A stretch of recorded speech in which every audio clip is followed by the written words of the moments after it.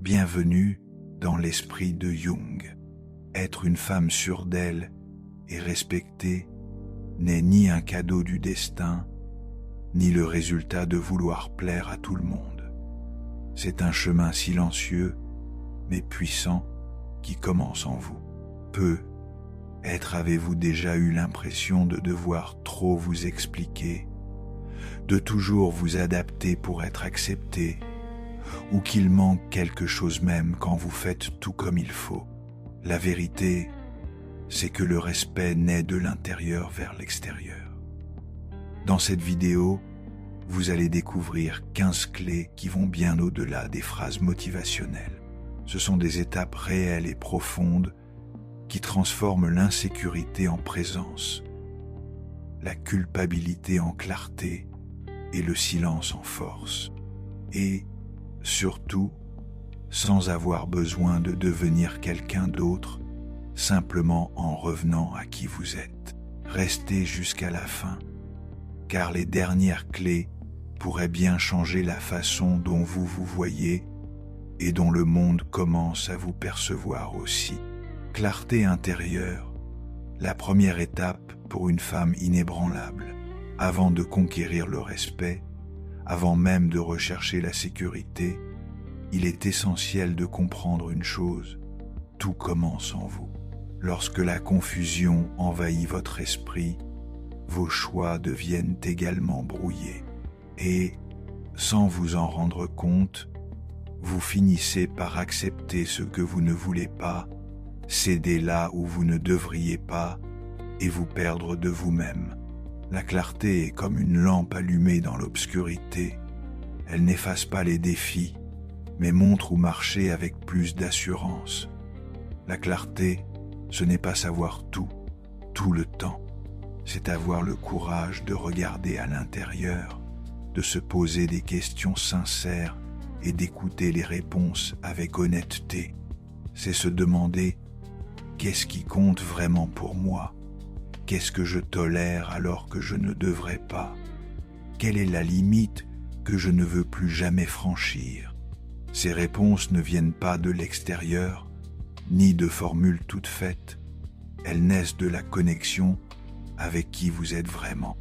Une femme claire sur ce qu'elle ressent, ce qu'elle veut et ce qu'elle n'accepte pas vit plus légèrement, parce qu'elle n'a pas à improviser sa dignité chaque jour. Elle la porte en elle.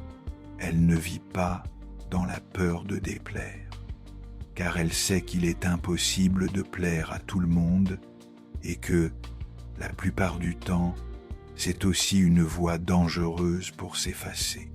Elle comprend que la cohérence n'est pas la rigidité, mais l'alignement entre ce qu'elle pense, ressent et fait. On confond souvent flexibilité et insécurité. Et, bien des fois, ce besoin d'être gentil tout le temps devient un piège. Vous dites oui quand vous voulez dire non. Vous acceptez ce qui vous blesse juste pour éviter le conflit. Et, petit à petit, vous vous videz, vous vous annulez. La clarté est l'antidote à ce poison silencieux.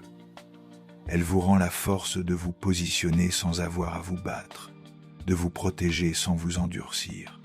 C'est avec la clarté que vous commencez à bâtir le respect, car seule celle qui sait ce qu'elle veut peut le montrer au monde. Et le monde apprend à respecter ce qui est clair. Quand vous vivez dans le doute de vous-même, vous le transmettez sans le vouloir. Mais quand vos choix viennent d'un lieu solide, même dans le silence, votre présence parle. Cette clarté est un exercice. Elle ne se produit pas en une seule fois. C'est une habitude d'observation, de questionnement, d'autocorrection avec douceur, mais aussi fermeté. C'est choisir de ne pas vivre en pilote automatique. C'est arrêter de faire ce qu'on attend seulement pour sauver les apparences et commencer à faire ce qui a du sens pour votre âme. Parce que seule celle qui se comprend se soutient. le pouvoir de ne pas justifier l'évidence.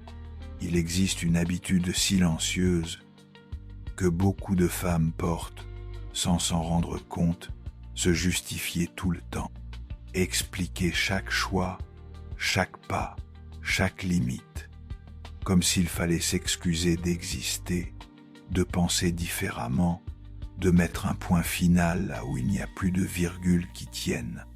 Mais la vérité, c'est que tout n'a pas besoin d'être expliqué. Et quand on l'apprend, la vie devient plus légère et notre présence plus ferme. Vous n'avez pas à vous justifier pour refuser une invitation qui ne vous dit rien, ni à expliquer pourquoi vous préférez être seul plutôt que de vous forcer à sourire dans un lieu où vous ne vous sentez pas bien. Vous ne devez aucune excuse pour prioriser votre repos, votre santé, votre temps. Ce qui est évident pour vous n'a pas à être négocié avec qui que ce soit.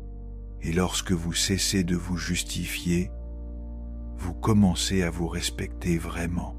Souvent, se justifier est une tentative déguisée de chercher l'acceptation, comme si, en donnant de nombreuses raisons, vous essayez de convaincre l'autre et vous-même que votre décision est valable. Mais cela montre simplement combien vous doutez encore de votre droit de choisir. Plus vous donnez d'explications, plus il semble que vous en ayez besoin.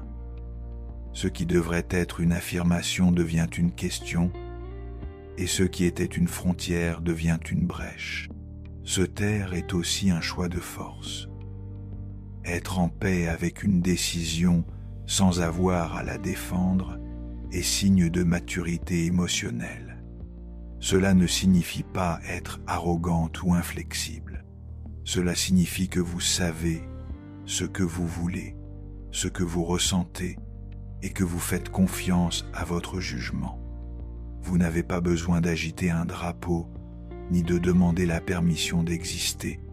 Votre conviction se voit dans votre comportement, le ton de votre voix, la fermeté de votre regard.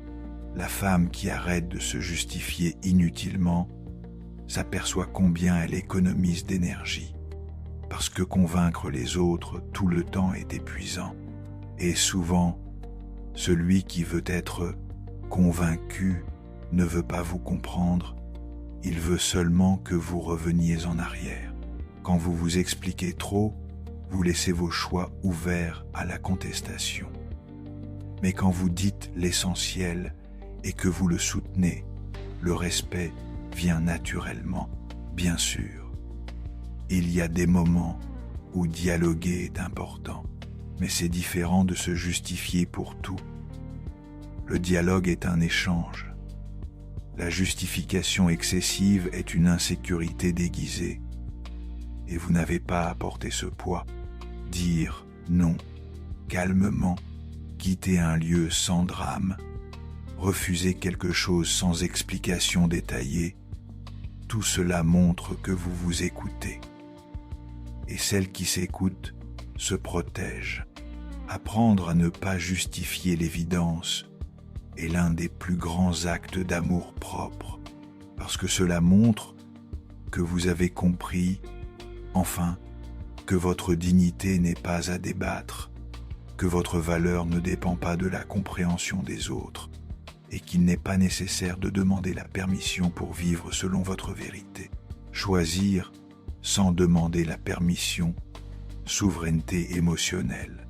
Depuis toute petite, beaucoup de femmes apprennent, même sans mots, qu'elles ont besoin de la permission des autres pour prendre des décisions, qu'elles doivent consulter quelqu'un avant de changer d'avis, de se positionner, de dire ce qu'elles pensent, de partir ou de commencer quelque chose de nouveau, comme s'il y avait toujours une attente invisible que leurs choix ne valent que s'ils sont approuvés. Mais vivre ainsi, c'est renoncer à son propre pouvoir. et personne ne peut s'épanouir en demandant la permission d'exister. Choisir sans demander la permission n'est pas être rebelle. Ce n'est pas fermer les oreilles au monde. C'est simplement faire confiance à votre propre sagesse pour décider par vous-même. C'est comprendre que votre vie vous appartient et que personne n'est mieux placé que vous pour savoir ce que vous ressentez, ce dont vous avez besoin et ce que vous désirez. C'est assumer l'auteur de votre histoire sans attendre que les autres en écrivent les pages.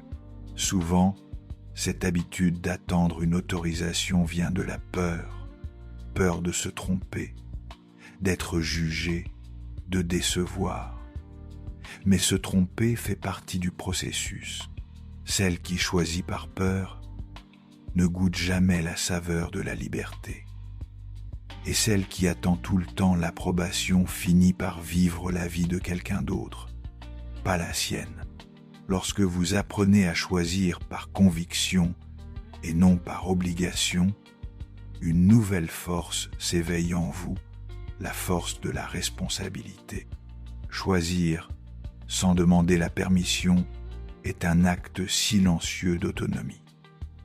Cela signifie que vous avez appris à vous écouter avant d'écouter le monde.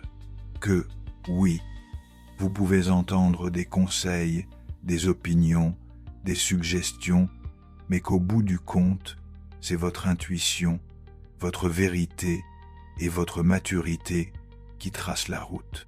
Vous cessez de déléguer vos décisions et, ce faisant, vous cessez de mettre votre destin entre les mains des autres.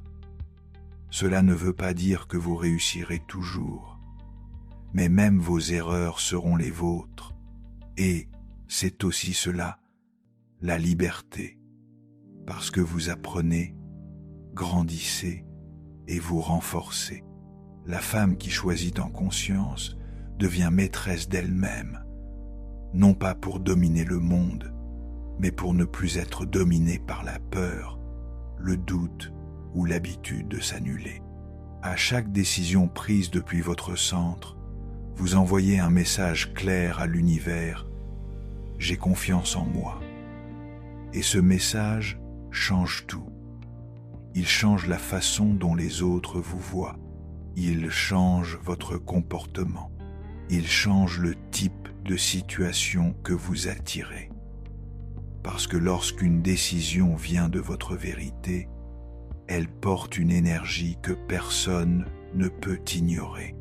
Elle est sereine, ferme, honnête et donc respectée. Choisir sans demander la permission, c'est cesser d'attendre le moment parfait, l'opinion juste, le signe extérieur. C'est comprendre que la seule validation dont vous avez besoin est celle de votre conscience tranquille. Et c'est tout.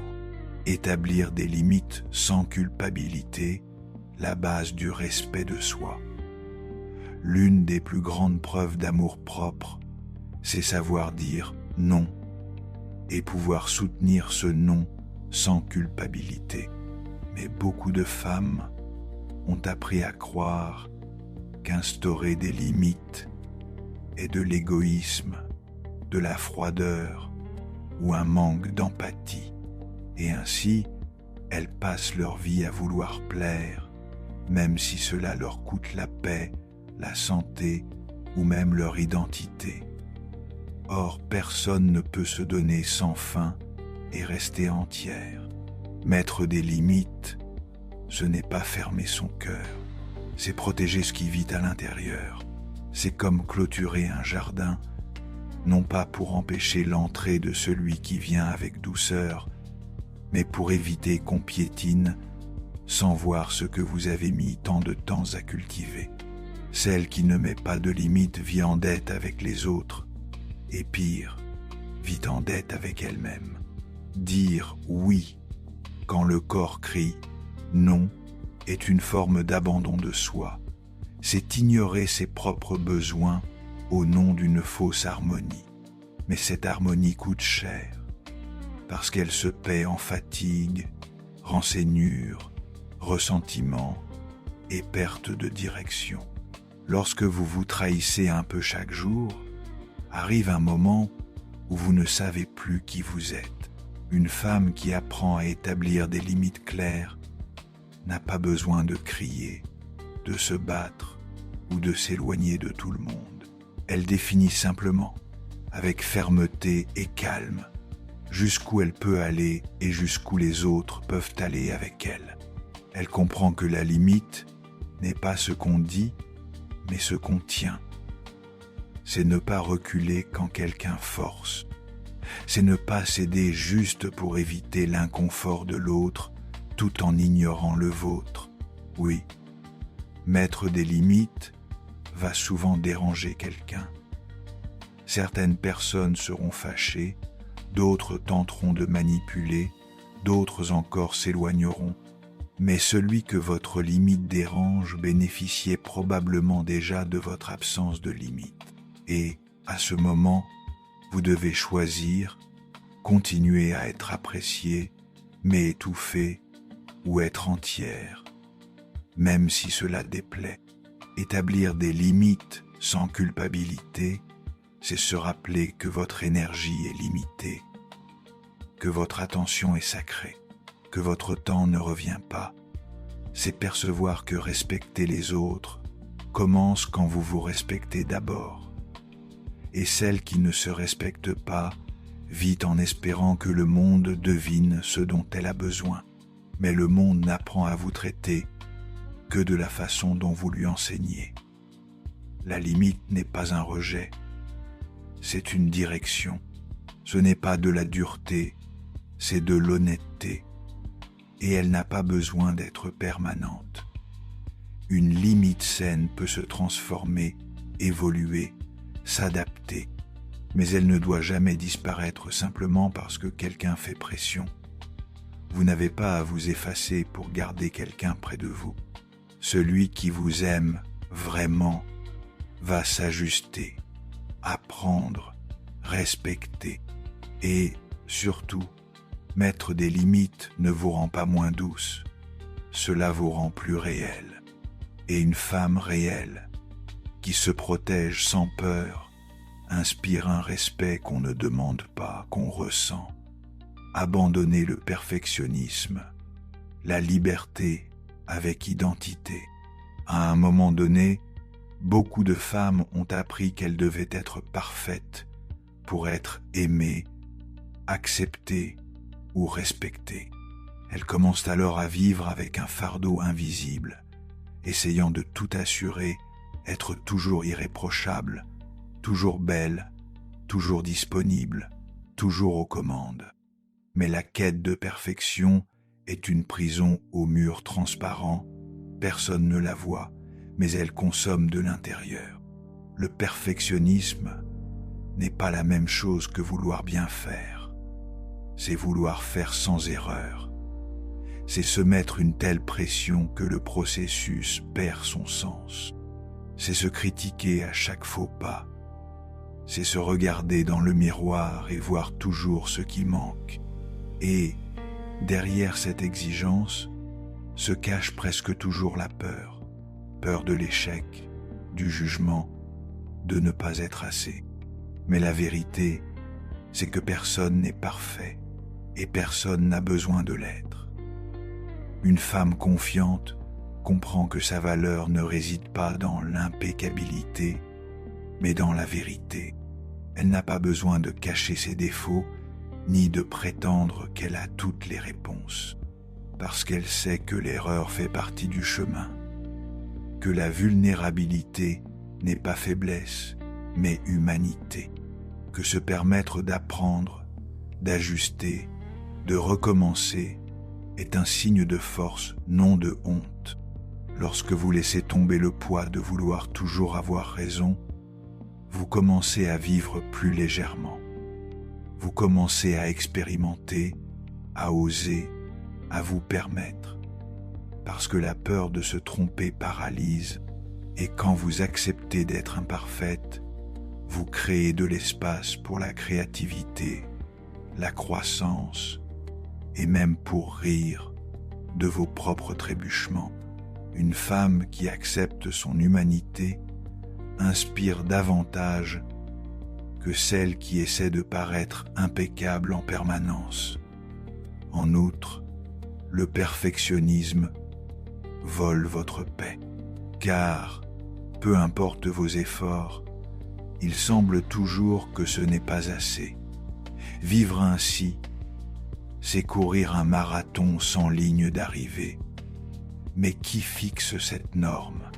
Qui a dit que vous deviez vous conformer à quelque chose qui n'a même pas de sens pour votre vie? Se libérer du perfectionnisme, c'est enlever une armure lourde. Au début, vous pouvez vous sentir exposé, vulnérable, incertaine. Mais vous vous rendez vite compte que vous respirez mieux, sentez mieux, vivez mieux, et vous réalisez aussi que ceux qui vous aiment vraiment n'attendent pas votre version parfaite. Ils attendent votre version présente, réelle et authentique. La femme qui abandonne le perfectionnisme commence à vivre au bon rythme, celui de maintenant. Elle accepte qu'elle n'a pas à plaire à tout le monde, qu'elle n'a rien à prouver, que sa valeur existe déjà, même si tout n'est pas à sa place. Et cela, en soi, est un acte de courage. La perfection n'est pas une destination, c'est une illusion. Et plus tôt vous vous en libérez, plus tôt vous découvrirez la beauté de l'imperfection, là où résident la légèreté, l'authenticité et l'amour de qui vous êtes réellement. Indépendance émotionnelle, la valeur qui naît de l'intérieur. L'une des façons les plus silencieuses de perdre sa force est de dépendre des autres pour se sentir valorisé. Lorsque votre humeur change selon ce que quelqu'un pense de vous, lorsque votre journée dépend d'un compliment, ou lorsqu'une critique détruit tout ce que vous avez construit intérieurement, c'est le signe que quelque chose doit changer. Tant que votre confiance est entre les mains de quelqu'un d'autre, elle ne sera jamais vraiment la vôtre. L'indépendance émotionnelle n'est pas de la froideur. Ce n'est pas non plus vivre seul, sans avoir besoin de personne. C'est, en fait, le contraire. Savoir être avec les autres sans se perdre en eux. Savoir écouter des conseils sans abandonner votre intuition. Accepter le soutien, mais ne pas avoir besoin d'approbation pour avancer. C'est avoir des racines en soi et non dans les vents du monde. La femme émotionnellement indépendante a appris, peut être dans la douleur, que la validation externe est inconstante. Un jour on vous complimente, le lendemain on vous critique. Si votre valeur en dépend, votre estime vit en montagne russe. Mais lorsque vous bâtissez un amour-propre solide, vous comprenez que l'opinion d'autrui peut vous toucher, mais ne définit pas qui vous êtes. Cela ne signifie pas que vous allez ignorer tout le monde ou vivre dans une bulle. Cela signifie que vous cesserez de vous annuler juste pour entrer dans le moule des autres. Vous cessez de mesurer votre valeur aux likes, aux commentaires ou au silence de ceux qui ne vous voient pas. Vous savez qu'il est normal d'être incomprise parfois, tant que vous êtes fidèle à vous-même. Être émotionnellement indépendante, c'est aussi ne pas craindre le silence, ne pas avoir besoin de compagnie permanente pour se sentir complète. C'est savoir apprécier sa propre présence et en faire un lieu sûr. Beaucoup craignent la solitude, mais la solitude qui fait mal n'est pas d'être seul, c'est de ne pas savoir qui l'on est quand personne ne regarde. C'est dans cet espace de calme que naît la force. Parce que là, vous entendez votre voix, comprenez vos émotions, vous accueillez avec maturité, vous cessez de désespérer pour l'approbation et commencez à vivre avec intégrité. Et, curieusement, lorsque cela arrive, les gens vous respectent davantage, parce qu'ils respectent celles qui se respectent, parce qu'ils admirent celles qui ne se perdent pas pour plaire à tout le monde. L'indépendance émotionnelle ne se construit pas du jour au lendemain. Elle naît lorsque vous cessez de vous juger constamment, lorsque vous commencez à vous embrasser avec patience, lorsque vous décidez que votre paix vaut plus que d'avoir raison, et lorsque cela devient une habitude, même votre regard change. Il transmet quelque chose de différent, fermeté, sérénité et vérité. Cette indépendance n'éloigne pas l'amour, elle attire le bon amour, parce que celle qui est bien avec elle-même ne se contente pas de miettes. Elle n'accepte pas les relations superficielles ni les situations qui épuisent. Une femme émotionnellement libre sait qu'il vaut mieux être bien seule que mal accompagnée. Elle choisit donc avec plus de conscience, plus de critères, plus d'amour, la pratique de la gratitude, voir ce qui a déjà fleuri. Beaucoup pensent que la gratitude n'est qu'un sentiment léger, une gentillesse envers l'univers. Mais la vérité, c'est qu'elle est une force puissante, silencieuse et transformatrice. La gratitude détourne le regard de la rareté pour le poser sur l'abondance. Elle déplace l'attention de ce qui manque vers ce qui existe déjà. Et quand vous commencez à la pratiquer sincèrement, votre vie change, non pas parce que tout devient parfait, mais parce que vous voyez avec de nouveaux yeux. Une femme confiante n'est pas celle qui a tout réglé, c'est celle qui a appris à remercier même pour les processus inachevés, parce qu'elle a compris que tout n'a pas besoin d'être parfait pour que la vie ait de la valeur. Elle n'attend pas le jour idéal pour être heureuse, elle reconnaît le présent et transforme l'ordinaire en extraordinaire. La gratitude ne signifie pas ignorer les difficultés. Ce n'est pas faire semblant que tout va bien lorsqu'il n'en est rien.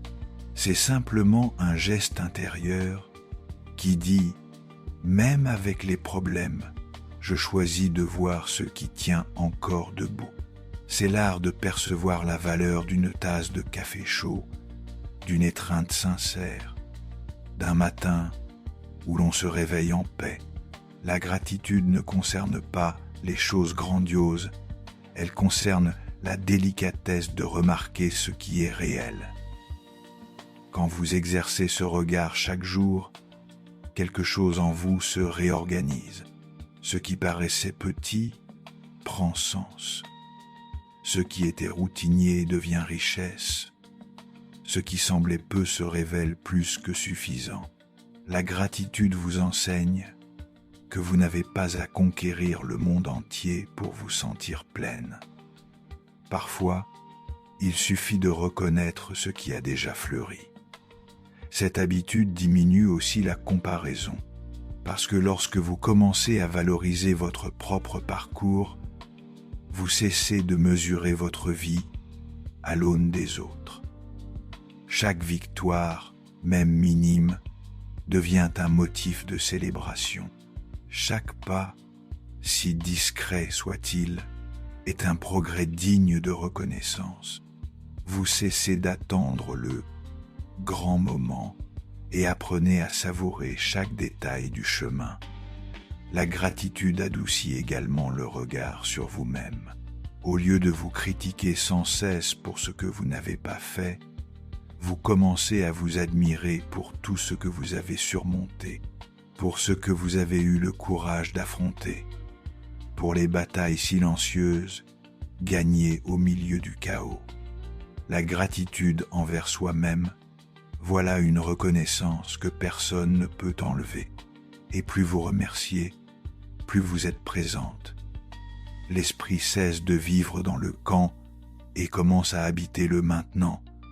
Cela ne veut pas dire que vous abandonnez la croissance ou les rêves. Cela signifie simplement que vous apprenez à marcher avec paix au lieu d'angoisse, avec légèreté au lieu d'exigence. Et cela fait toute la différence. La gratitude n'est pas un luxe émotionnel, c'est un socle d'équilibre. Une femme qui pratique la gratitude chaque jour devient magnétique, non parce qu'elle veut être remarquée, mais parce qu'elle rayonne de l'intérieur. Et celle qui brille ainsi n'a pas besoin d'applaudissements, sa propre lumière suffit. Avant de continuer, juste pour que je sache que vous êtes arrivé jusqu'ici, commentez la phrase « La femme confiante ne se façonne pas, elle s'affirme ». Cela aide beaucoup notre chaîne et permettra à YouTube de diffuser cette vidéo à davantage de personnes. Autocompassion, être son allié. Beaucoup de femmes ont appris à être dures avec elles-mêmes, à se surexiger, à demander la perfection, à se juger pour chaque erreur comme s'il n'y avait pas de place pour l'échec. Avec le temps, ce regard dur devient la voix qui résonne dans la tête. Tu aurais dû faire mieux, tu n'es pas suffisante, tu as encore échoué. Mais cette voix ne corrige pas, elle blesse, et personne ne grandit sous des coups émotionnels. C'est là qu'intervient l'autocompassion. Elle n'a rien à voir avec la complaisance ou l'abandon. Au contraire, c'est une force silencieuse qui vous soutient quand tout semble s'écrouler. Être autocompassionnel, c'est cesser de se traiter comme une ennemie et commencer à agir comme une alliée. C'est s'offrir la même affection, le même respect et la même compréhension que vous offririez à quelqu'un que vous aimez. Pensez à la façon dont vous traitez une amie chère lorsqu'elle traverse une période difficile. Vous ne la rabaissez pas, ne la pressez pas à être forte, sans ressentir. Vous accueillez, vous écoutez, vous réconfortez. Alors pourquoi ne pas faire pareil pour vous? Pourquoi tant de rigidité quand la vie exige de la douceur? La femme qui pratique l'autocompassion sait qu'elle ne réussira pas toujours, et c'est d'accord. Elle n'exige pas d'elle-même plus que ce qu'elle exigerait de tout être humain. Elle comprend que se tromper, trébucher, reculer ou se fatiguer fait partie du voyage, et que cela ne la rend pas faible, cela la rend humaine. Ce regard bienveillant ne vous affaiblit pas, il vous renforce, parce que lorsque vous cessez de vous attaquer de l'intérieur, vous gagnez de l'espace pour grandir à l'extérieur. Le jugement paralyse, mais l'accueil pousse en avant. Et quand vous commencez à vous parler avec plus d'amour, votre relation au monde change aussi. Vous cessez d'accepter moins que ce que vous méritez. Cessez de mendier l'attention. Cessez de vous contenter de miettes. L'autocompassion signifie aussi se permettre de se reposer sans culpabilité. Reconnaître lorsque le corps et l'esprit ont besoin d'une pause. Ne pas vivre dans l'obligation de produire, plaire ou prouver quelque chose tout le temps. C'est savoir dire « Aujourd'hui, je me respecte en restant en silence. Aujourd'hui, je prends soin de moi en disant non. Aujourd'hui, je n'ai pas besoin de m'expliquer. Ce n'est pas de la faiblesse, c'est de la sagesse. Et plus encore, l'autocompassion n'élimine pas votre ambition. Elle retire juste le poids de l'auto-exigence cruelle. Vous voulez toujours grandir, réaliser, transformer votre vie. Mais maintenant, vous le faites avec légèreté, avec soin de soi, avec patience, avec présence. La femme qui se traite avec compassion n'a pas besoin que le monde approuve ce qu'elle est, parce qu'elle-même l'a déjà fait. Et cette approbation interne est libératrice. Elle n'exige pas la perfection, elle exige la vérité. Elle n'exige pas les applaudissements, elle exige le respect. Surtout, elle n'attend pas qu'on la sauve, parce qu'elle a décidé d'être la source même de son amour et de son accueil. Acceptez la vulnérabilité, là où réside votre vraie force. Pendant longtemps, montrer sa fragilité a été vu comme une faiblesse, surtout pour les femmes qui ont appris à tout gérer, à porter le monde sur leurs épaules et à sourire même quand elles s'effondraient à l'intérieur. Mais la vérité, c'est que tenter de paraître forte tout le temps est épuisant, et ce n'est pas ce qui vous rend respectable. Ce qui vous rend vraiment forte, c'est accepter que vous ressentez, que vous avez des peurs, que vous avez besoin de réconfort. C'est cela, la vulnérabilité. Et elle ne vous affaiblit pas, elle vous humanise. La vulnérabilité, c'est quand vous avez le courage d'être qui vous êtes sans feindre la perfection.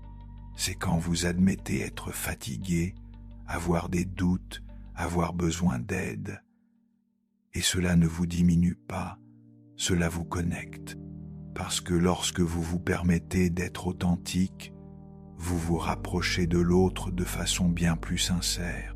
La vulnérabilité brise le bouclier de l'apparence et ouvre l'espace pour des relations vraies.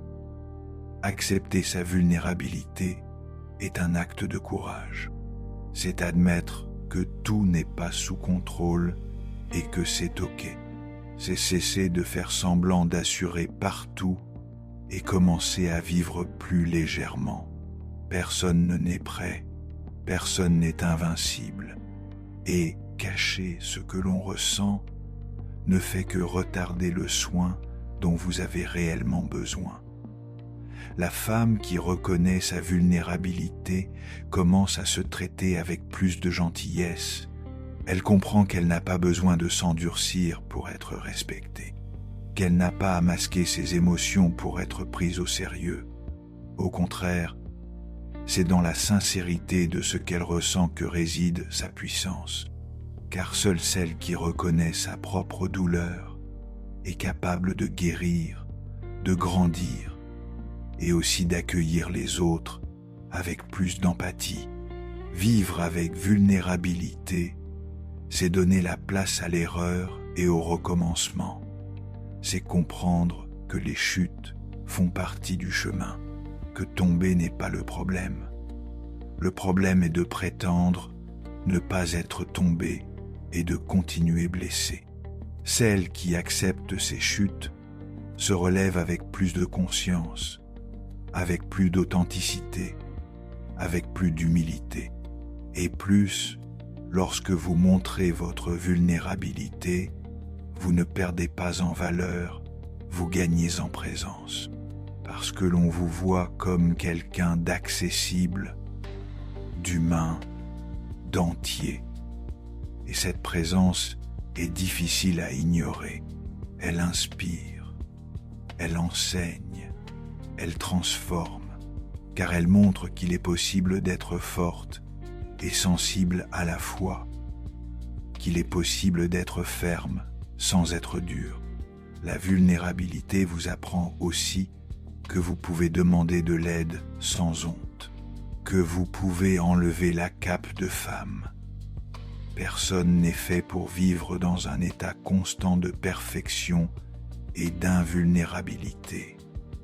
Tout le monde, à un moment ou l'autre, a besoin de soins, vous aussi. Au final, accepter votre vulnérabilité, c'est accepter votre vérité. C'est cesser de vous cacher derrière des masques. C'est vivre avec authenticité. Et l'authenticité, contrairement à ce que beaucoup pensent, n'éloigne pas, elle rapproche. La femme qui vit sa propre vérité devient impossible à ignorer, car elle porte quelque chose de rare, une présence pleine d'âme. Apprendre à lâcher prise, la légèreté qui libère, S'accrocher à ce qui fait mal paraît parfois plus facile que de lâcher. Même quand quelque chose a perdu son sens, même quand une relation pèse plus qu'elle n'apporte, ou lorsqu'une attente n'est pas satisfaite, il est courant d'insister, par peur, par attachement, parce qu'on ne sait pas ce qui vient après. Mais vivre en portant ce qui aurait déjà dû être laissé derrière soi, c'est marcher avec une valise pleine de pierres. Cela fatigue, retarde et, peu à peu, vole la joie de vivre. Lâcher prise n'est pas de la faiblesse, c'est du courage. Le courage d'accepter que certaines choses, même si elles avaient du sens autrefois, ne servent plus ce que vous devenez.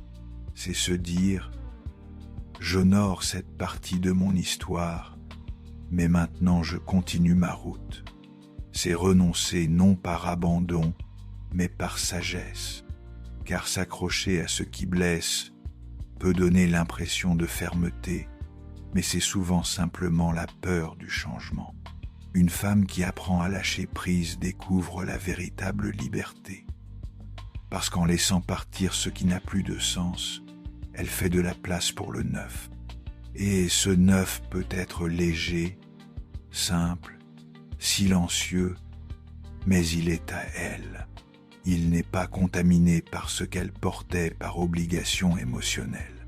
C'est dans cet espace clair que naissent de nouvelles possibilités, de nouvelles rencontres, de nouvelles versions d'elle-même. Lâcher prise, c'est aussi arrêter de vouloir tout contrôler. C'est laisser aller ce qui vous échappe avec paix. C'est cesser de s'accrocher au « comme ça devrait être » et accepter comme c'est. Souvent, la souffrance réside moins dans ce qui s'est passé que dans la résistance à accepter que les choses ont changé. Quand vous lâchez, vous coulez. Quand vous insistez, vous vous figez. Bien sûr, lâcher prise fait mal, exige un deuil, du temps, du silence. Mais c'est une douleur qui nettoie, ouvre, prépare, très différente de la douleur de traîner quelque chose de fini. Ce choix est intime. Personne ne peut le faire à votre place. Vous seul connaissez le poids que vous portez. Vous seul sentez combien cela vous limite. Et vous seul pouvez décider s'il est encore censé le garder. Lâcher prise peut être renoncer à une histoire qui n'évolue plus, abandonner une habitude qui vous sabote, dire adieu à un cycle, à une personne, à un rôle que vous avez assumé et qui vous étouffe aujourd'hui. Quoi que ce soit, si cela ne vous nourrit pas, si cela vous blesse plus que cela ne vous renforce, peut-être a-t-il déjà rempli sa mission. Et c'est ok. Rien n'a besoin de durer pour toujours pour avoir valu la peine. La femme qui apprend à se détacher de ce qui ne la soutient plus vit plus légèrement. Elle se rend compte que la vie est faite de cycles, que la fin de quelque chose est presque toujours le début d'autre chose, et que ce qui semblait une perte peut, en réalité, être une libération. Parce que lâcher prise est une forme de respect pour votre paix, votre vérité et la femme que vous êtes en train de devenir. Réécrire sa narration, qui vous étiez n'a pas à limiter qui vous pouvez être. Beaucoup restent prisonnières de l'image de ce qu'elles ont été dans le passé, de leurs erreurs, de leurs anciens choix, de versions d'elles-mêmes qui n'ont plus de sens. Le pire, c'est qu'elles commencent à croire qu'elles sont condamnées à répéter la même histoire, comme si elles ne pouvaient pas changer, grandir, se transformer. Mais la vérité, c'est que personne n'est une sentence. Vous n'êtes pas votre faute, ni votre moment difficile, ni ce qu'on a dit de vous. Vous êtes mouvement, possibilité, réinvention. Réécrire sa narration n'est pas nier ce qui s'est passé. c'est choisir quelle partie de l'histoire porter avec plus de force. Vous pouvez continuer à vous dire que vous n'êtes pas suffisante, que vous n'y arriverez pas, que vous ne méritez pas, ou commencer à vous raconter une autre histoire, celle de celle qui a surmonté, qui a appris, qui choisit, qui décide de changer de direction même après longtemps sur le même chemin. La femme qui décide de réécrire sa narration comprend que, peu importe le temps perdu, les tentatives avortées, les jours où elle s'est sentie petite, elle reconnaît qu'à partir du moment où elle prend conscience de ce qui doit changer, un nouveau point de départ naît. Peu importe si hier vous doutiez de vous, aujourd'hui est un autre jour. Aujourd'hui est le moment de faire différemment. Et savez-vous ce qui change tout? La façon dont vous vous parlez, la narration interne, ces phrases répétées en silence. Je suis lente, je gâche toujours tout, je ne suis jamais choisie. Ces mots ont du pouvoir. Ils façonnent votre perception de vous-même, et cela, à son tour, façonne vos actions. Réécrire son histoire commence donc par changer la façon dont vous vous décrivez. Commencez à dire « J'apprends, je mérite du bon, je peux essayer encore ». Ces phrases ne sont pas magiques, mais ce sont des graines. Et, arrosées d'action, de patience et de constance, elles fleurissent. Car lorsque vous croyez en une nouvelle version de vous-même, vous commencez à agir comme elle. Peu à peu, le monde change aussi son regard sur vous. Réécrire sa propre histoire, c'est aussi se libérer des étiquettes qu'on vous a collées. Elle est impulsive, elle est sans espoir, elle est compliquée. Parfois, ces mots ont été prononcés par des proches et ont fait si mal qu'ils sont restés gravés. Mais aucune de ces définitions n'est définitive. Vous n'avez pas à jouer éternellement un rôle qui ne vous représente plus. Vous avez le droit de vous reconstruire, de changer d'avis, de briser des schémas qui semblaient éternels, de vous surprendre, de grandir en silence et, soudain, de vous regarder dans le miroir pour constater que vous êtes devenu quelqu'un de plus léger, plus conscient, plus authentique. Et ce n'est pas de la fausseté, c'est de l'évolution, de la maturité. La femme qui choisit de réécrire son histoire comprend que vivre, c'est recommencer chaque fois que nécessaire, et que, parfois, la plus grande preuve de force est justement de ne pas laisser le passé dicter le présent, parce que l'histoire qui importe le plus n'est pas celle qu'on vous a racontée, ni celle qu'on a répétée sur vous. C'est celle que vous commencez à écrire avec courage, dès maintenant. Corps, esprit et émotion, l'auto-joint comme outil de confiance. La confiance en soi ne naît pas de rien. Elle se construit, peu à peu, avec des actions concrètes qui prouvent, en pratique, que vous vous respectez. Et l'une de ces actions, peut-être la plus oubliée, est l'auto-joint. Prendre soin de soi n'est ni un luxe, ni de l'égoïsme, ni de la vanité. C'est une responsabilité. C'est la façon la plus directe de se dire « je tiens à moi ». Votre corps n'est pas qu'un contenant. Il est le lieu où vous habitez. Il ressent, réagit, porte vos histoires. Si vous vivez fatigué, mal nourri, en ignorant les signaux qu'il envoie, comment aurez-vous confiance en vous? Le corps est le premier à crier quand vous dépassez vos limites, mais aussi le premier à s'épanouir lorsque vous décidez de vous traiter avec plus de tendresse. Prendre soin de l'esprit est tout aussi essentiel. Combien de pensées automatiques répétez-vous chaque jour sans même vous en rendre compte. Phrases dures, jugement interne, exigence qui vous étouffe, un esprit chargé de culpabilité, de comparaison ou d'autocritique excessive mine toute tentative de confiance. Ainsi, prendre soin de l'esprit, c'est aussi observer ce que vous pensez de vous et avoir le courage d'interrompre le cycle destructeur avec une dose de compassion. Et quand on parle des émotions, le soin doit être encore plus doux.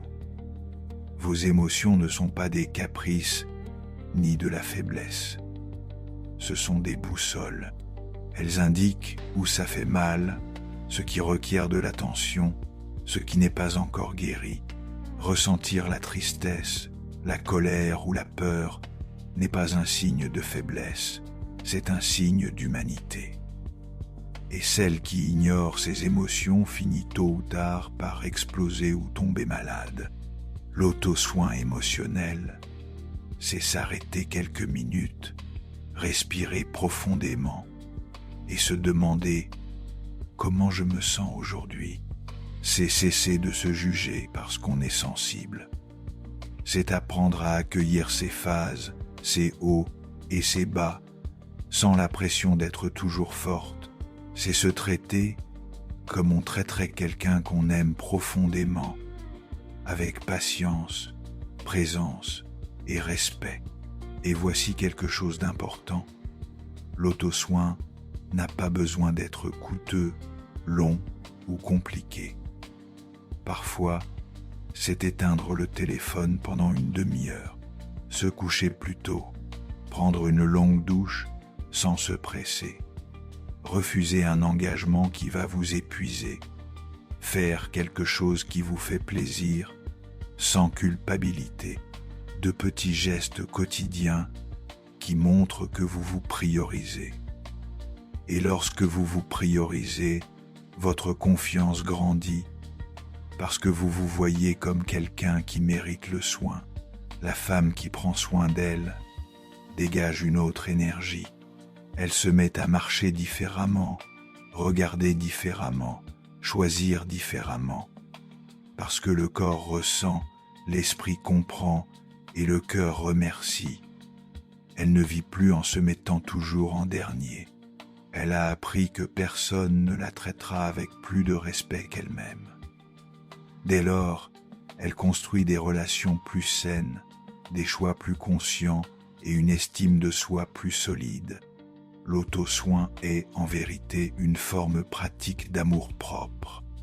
C'est la base sur laquelle se dresse la vraie confiance en soi, celle qui ne dépend ni de l'apparence, ni du statut, ni de la reconnaissance des autres, mais d'un engagement silencieux.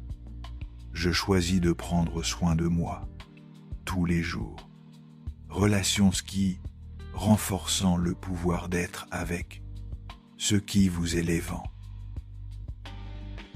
Vous avez sûrement remarqué comme certaines personnes nous rendent plus légères, plus confiantes, plus vivantes, tandis que d'autres nous vidant d'énergie, nous font douter de qui nous sommes, nous font sentir petites. Ce n'est pas un hasard. L'environnement émotionnel dans lequel vous évoluez influence directement votre estime de soi, votre clarté et votre force. C'est pourquoi choisir avec qui vous marchez est un acte d'auto-soin et plus encore de respect envers vous-même. Les relations saines ne sont pas parfaites, mais elles sont honnêtes, respectueuses et sûres. Elles ne vous diminuent pas, ne vous réduisent pas au silence, ne vous façonnent pas pour entrer dans un espace trop étroit. Au contraire, elles vous défient de grandir sans vous obliger à devenir quelqu'un d'autre. Elles vous accueillent dans vos failles, vous célèbrent dans vos victoires et marchent à vos côtés avec sincérité. Une femme confiante apprend, avec le temps, à observer avec qui elle partage son énergie. Elle s'aperçoit quand elle essaie trop de s'adapter, quand elle se justifie sans cesse, ou quand elle vit dans un état constant de tension émotionnelle. Vient alors la prise de conscience. Tout le monde ne mérite pas l'accès à tout ce qu'elle est. Vous pouvez aimer quelqu'un et néanmoins constater que cette relation vous épuise. Vous pouvez avoir une histoire avec quelqu'un, mais si cette histoire vous emprisonne ou vous efface, peut-être a-t-elle déjà rempli son cycle. Tous les liens n'ont pas besoin d'être éternels. Et garder des connexions qui vous rendent malade par peur d'être seul ne fait que prolonger la douleur. En revanche, lorsque vous commencez à vous entourer de personnes qui vous fortifient, quelque chose en vous se redresse. Ces personnes vous rappellent votre valeur les jours où vous l'oubliez. Elles ne rivalisent pas avec vous.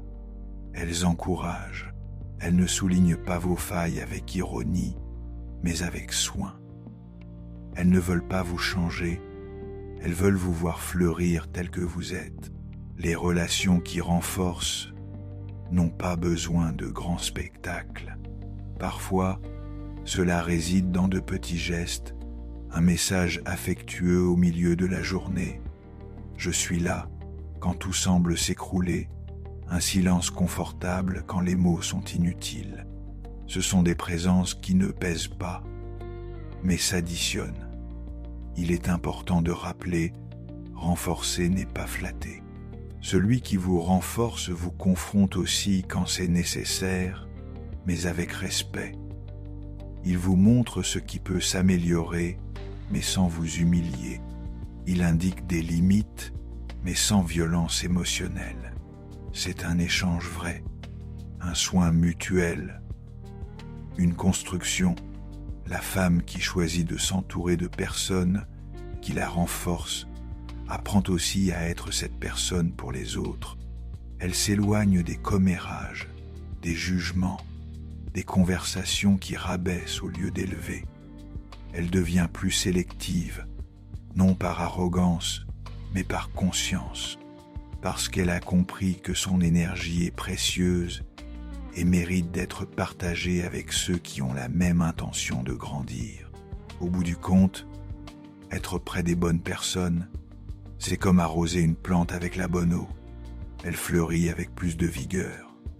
Et vous aussi, parce que personne ne grandit seul, mais on ne grandit pas bien non plus dans l'ombre.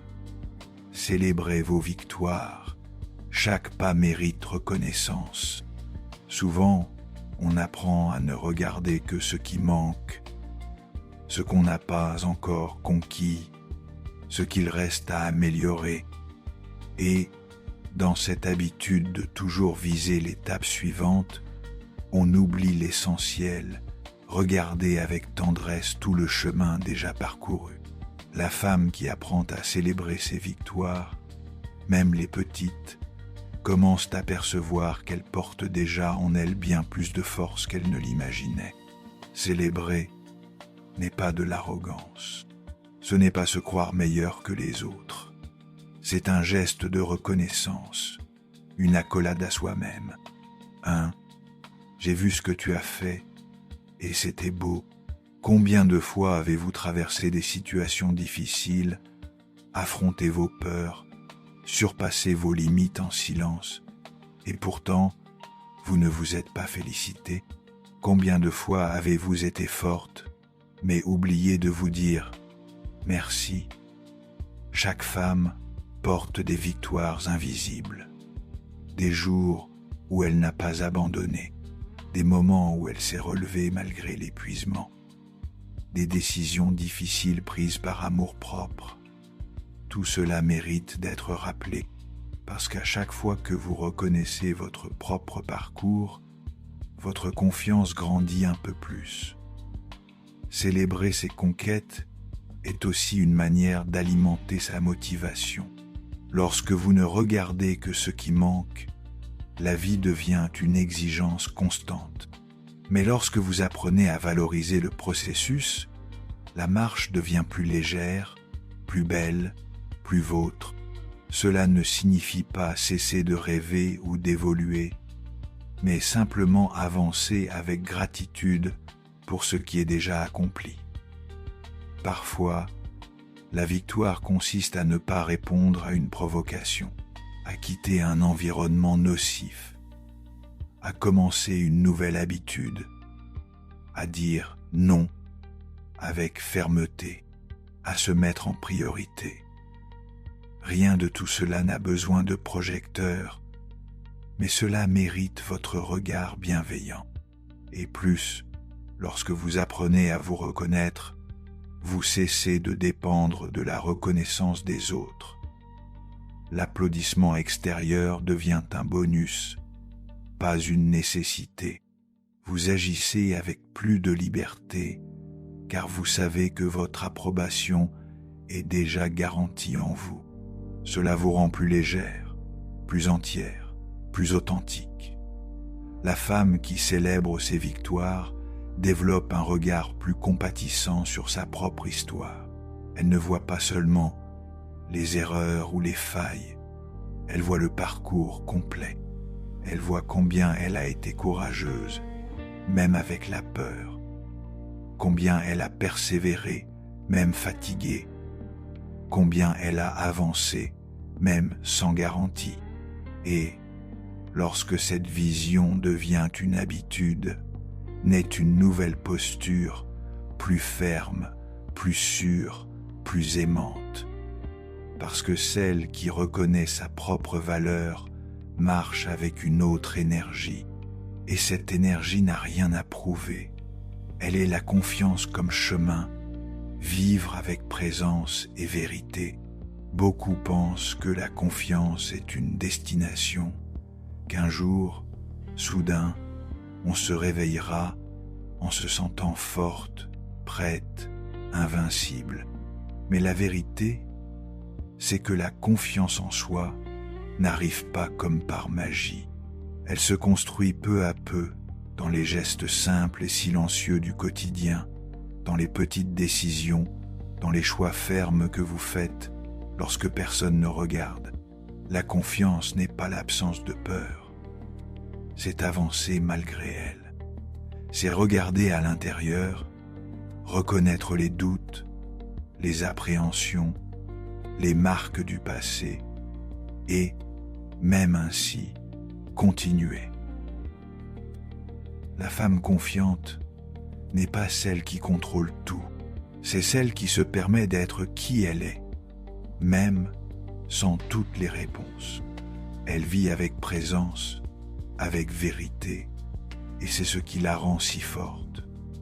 La confiance en soi naît quand vous commencez à faire confiance à votre intuition, quand vous cessez de demander tout le temps si vous faites bien et commencez à vous écouter avec plus de tendresse et d'attention, quand vous comprenez que l'erreur fait partie du processus et que chaque tentative est aussi un pas en avant, chaque non que vous maintenez, chaque limite que vous posez, chaque choix fait avec un cœur ferme, tout cela construit une base intérieure solide, et cette base ne vacille pas facilement, car elle ne dépend pas de l'opinion des autres ni de circonstances parfaites. Elle vient du simple fait que vous êtes aligné avec vous-même. Lorsque vos actions correspondent à vos valeurs, lorsque votre parole suit votre vérité, lorsque votre présence reflète votre essence, le respect devient inévitable. D'abord le vôtre, puis celui du monde.